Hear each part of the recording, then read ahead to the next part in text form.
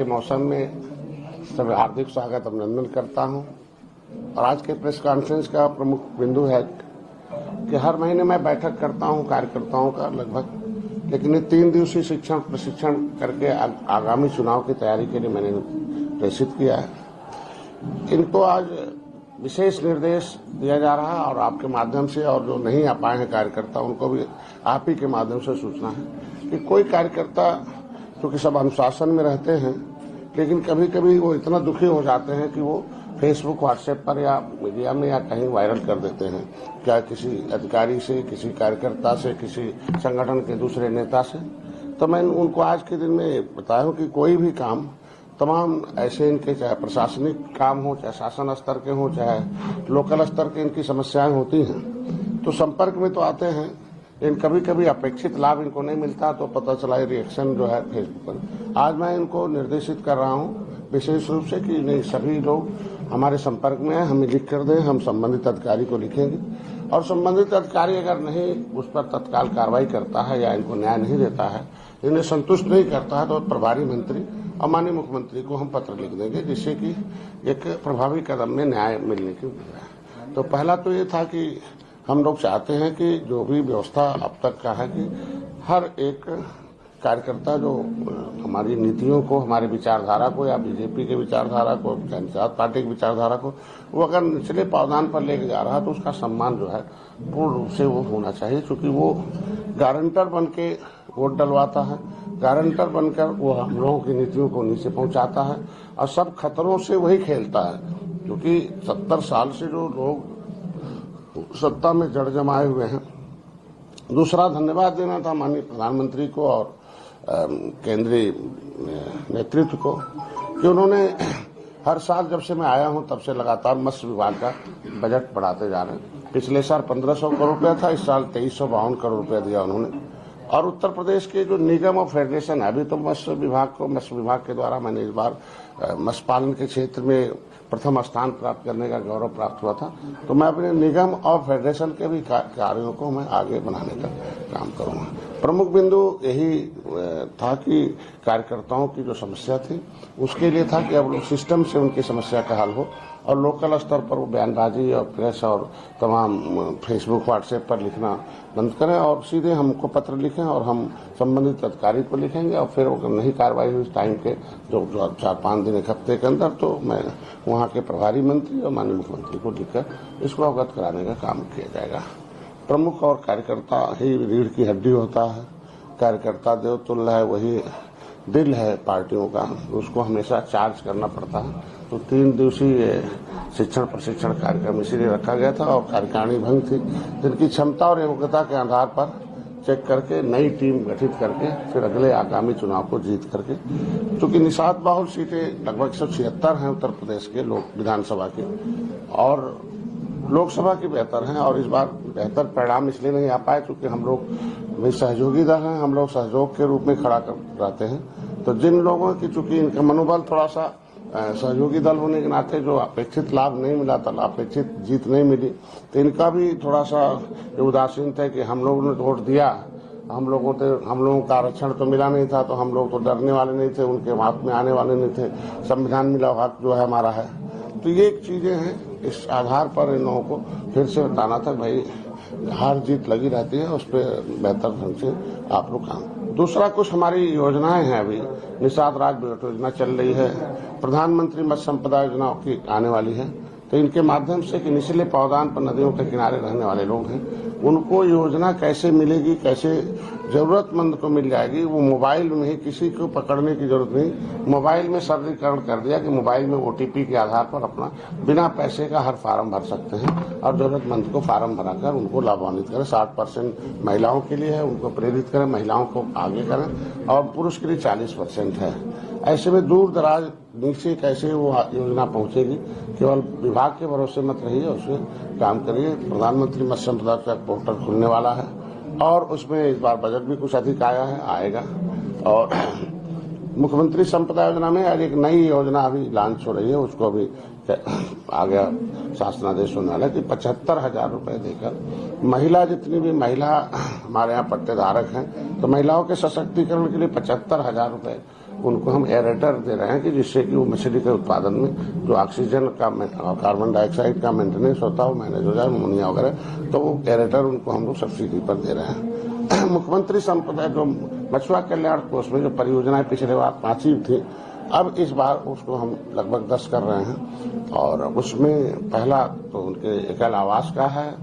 जो उनका पिछले बार नहीं बन पाया था, मैरिज हॉल बहुत कम समय था, हमारे डायरेक्टर नहीं थे, तो अभी इस साल मछुआ कल्याण कोष का जो इंफ्रास्ट्रक्चर का मैन हुआ है कि उसमें हम मैरिज हॉल और उनके कम्युनिटी हॉल और लाइब्रेरी का है, तीसरा उनके लिए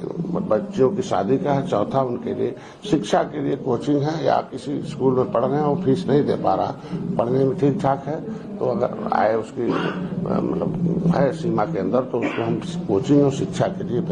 इस बार, पिछले बार नहीं हो पाया था, इस साल हम उनके बच्चों को शिक्षित करने के लिए उन्हें स्कूल की फीस और कोचिंग अगर करता है, कोई भी कोचिंग करता है, चाहे व्यवसायिक हो, चाहे मतलब चाहे प्रशासनिक के लिए कोचिंग करता हो, तो दोनों स्थिति में उसको हम कोचिंग के लिए फीस उसको देंगे। स्किल डेवलपमेंट के लिए 400 लोगों को हम पूरे दूसरे प्रदेशों में इनको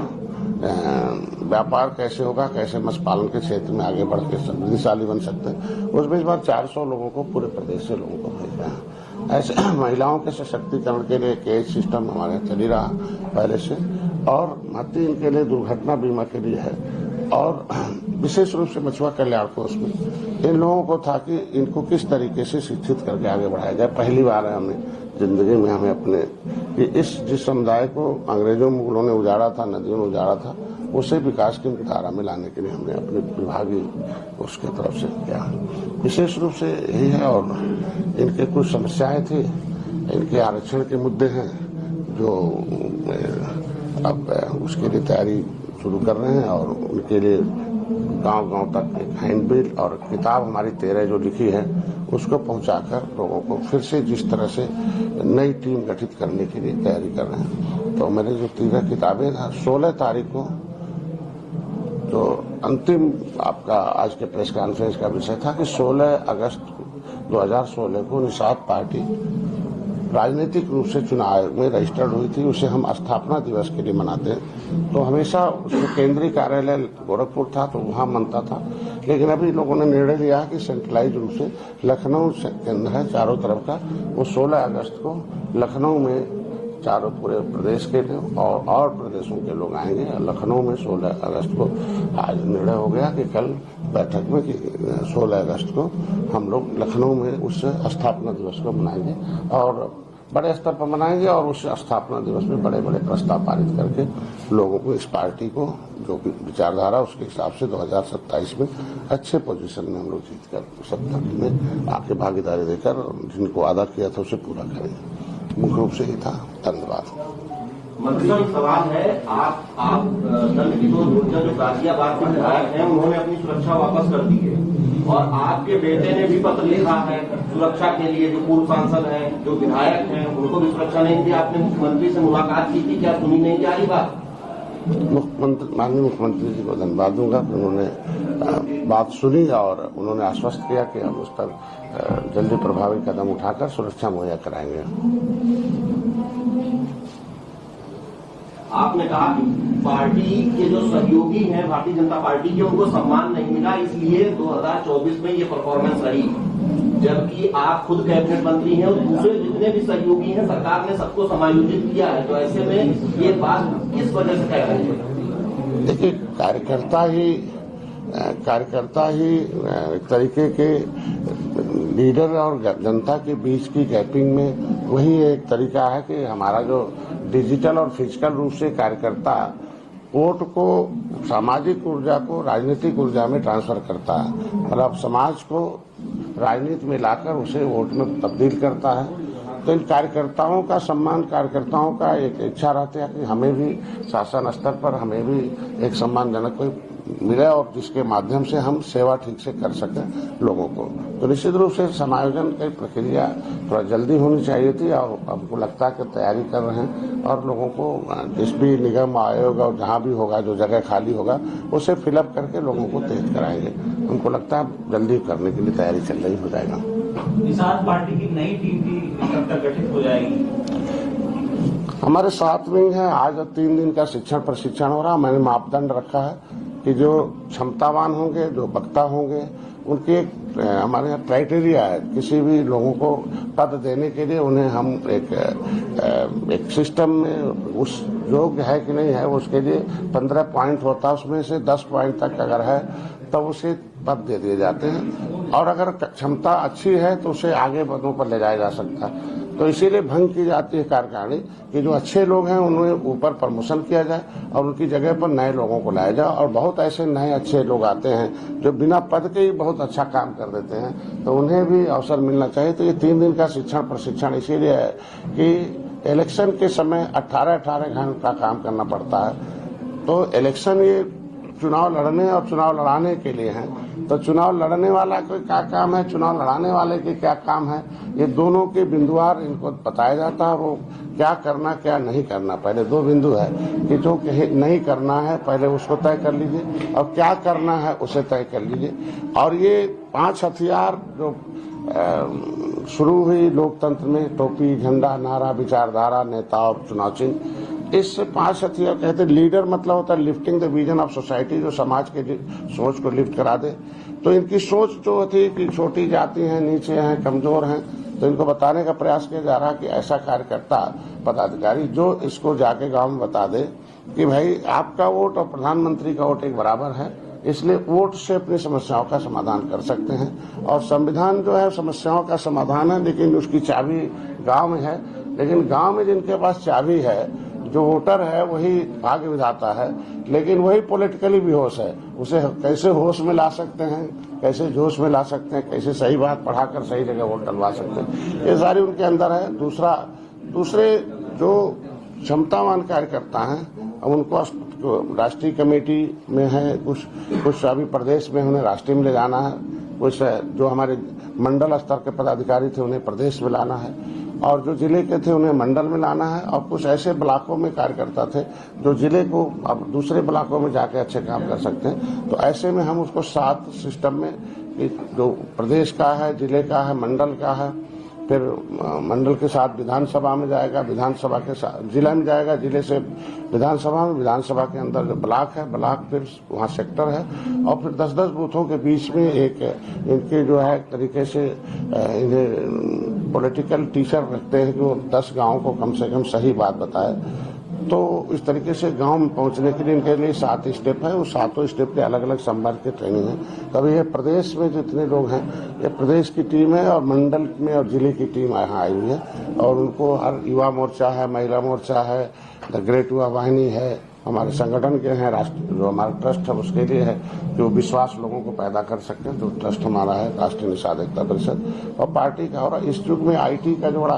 बड़ा लंबा है कि सोशल मीडिया जो है, इसको आज के दिन में डिजिटली और फिजिकली दोनों टीम तैयार की जा रही है। तो उसके लिए नई टीम की घोषणा जल्दी हो जाएगी और इनको 15 दिन का समय दिया जा रहा है ट्रेंड करके कि 15 दिन में अपनी क्षमता को प्रदर्शित करो, फिर सूची हम जारी कर देते हैं। परीक्षा देने की साथ पार्टी। दूसरा सवाल ये है कि आपकी आजकल मुलाकात बड़ी सुर्खियां बनी हुई है, क्या बीच में मुलाकातों में क्या कुछ निकल के आए, लोग जानना चाहते हैं? अभी मिलना जुलना तो मेरा पहले भी था, लेकिन अभी जो विपक्ष है उस मिलने जुलने को अपना वो एक मुद्दा बनाकर लोगों के अंदर जो है इस तरीके का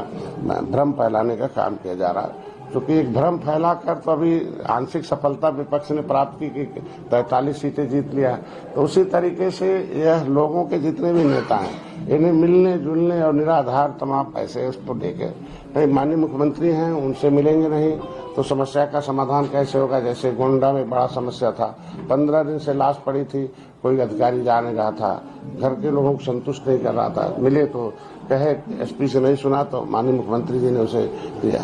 और मुद्दे हैं जिस तरीके से, और केशव जी हैं, पिछड़ों में नेता हैं, और 2017 के पहले से कितनी स्पीड से उन्होंने काम किया। माननीय हमारे पाठक जी हैं, वो भी उप मुख्यमंत्री बनाए हैं, तो क्षमता कर उप मुख्यमंत्री बने हैं। तो कुछ काम मुख्यमंत्री से हो जाते हैं, कुछ मुख्यमंत्री से आते हैं, और ये लोग मार्गदर्शक हैं। अगर इन्होंने सफलता प्राप्त की है ऊंचाई तक जाने की, तो इनसे तो जीत के मंत्र लेने ही पड़ेंगे। कैसे होता है मुख्यमंत्री से आपकी मोहरे हैं और दिल्ली के वाईफाई अभी तो ये माना जाए कि कांग्रेस ने उत्तर प्रदेश में जिस तरीके से एंट्री की है और सपा को मोहरा बनाकर कांग्रेस अपनी एंट्री की है, ये राजनीति है। राजनीति में कुछ लोगों को शिकार बनाया जाता, कुछ लोगों को हिस्सेदार बनाया जाता। तो कांग्रेस का हिस्सा उत्तर प्रदेश में खत्म हो गया था, एकदम जीरो चली गई थी। और देखे होंगे कि निषाद पार्टी 11 सीटें हैं और कांग्रेस की 2 सीटें हो गई थी। तो आज के दिन में कांग्रेस किस तरीके से राजनीति का शिकार बनाने में समाजवादी पार्टी को लगी है, तो समाजवादी पार्टी को खुद सोचना चाहिए कि हम कितना शिकार हो